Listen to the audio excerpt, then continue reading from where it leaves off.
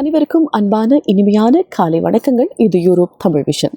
பிரான்சுடைய பிரதமரான Francois பேரு அவர்கள் இன்று மாலை ஒரு செய்தியாளர் கூட்டத்தில் உரையாற்ற உள்ளார். அதாவது இந்த செய்தியாளர் கூட்டத்தில் பேச போகின்ற சில முக்கியமான விடயங்கள் ஏற்கனவே தீர்மானிக்கப்பட்ட சில திட்டங்களாகும். செய்திகளினூடாக நீங்களும் அறிந்திருப்பீர்கள். எனவே அதனுடைய தொகுப்பை நான் உங்களுக்கு பகிர்ந்து கொள்ளப் போகிறேன். 2026 நிதியாண்டிற்கான வரவு செலவு திட்டம் குறித்து விளக்கம் அளிப்பதோடு அரசியல் பிரிவினர்களுக்கான சலுகைகளை நீக்குவது குறித்தும் அறிவிக்க உள்ளார். அதனுடைய முக்கிய அம்சங்களாக பார்க்கும்போது 2026 ஆண்டிற்கான சேமிப்பு திட்டம், இது ஏற்கனவே தெளிவாக பேசப்பட்ட ஒரு திட்டம்தான்.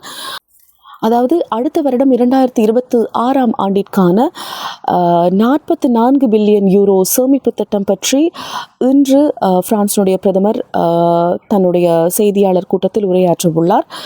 அதுபோல அடுத்த ஒரு அம்சமாக பார்க்கும்போது சமூக செலவினங்கள் கட்டுப்பாடு மற்றும் சமூக மாதிரி மறு வடிவமைப்பு, பொதுவாக சேமிப்பு திட்டம் அதுபோல செலவினங்களை குறைக்கும் திட்டம், இது இரண்டுமே ஒன்றாக வரும் விஷயமாக பார்க்கலாம்.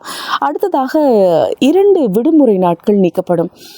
வருடத்தில் குறிப்பிட்ட சில தினங்கள் பற்றி ஏற்கனவே நாங்கள் பேசியிருந்தோம். அந்த குறிப்பிட்ட தினங்கள் 2 தினங்களை நீக்குவது, விடுமுறை தினங்களை நீக்குவது பற்றிய உரையையும் பிரான்சினுடைய பிரதமரான பிரான்சுவா பேரு அவர்கள் இன்றைய தினம் தன்னுடைய செய்தியாளர் கூட்டத்தில் உரையாற்ற உள்ளார். அதுபோல அரசியல்வாதிகளின் சலுகைகள் குறைக்கப்படும் திட்டங்கள் பற்றியும் உரையாற்றப்படும் எனவும் செய்திகள் வெளியாகி இருக்கின்றன. தொடர்ந்து இணைந்து கொள்ளுங்கள். இது யூரோப் தமிழ் விஷன்.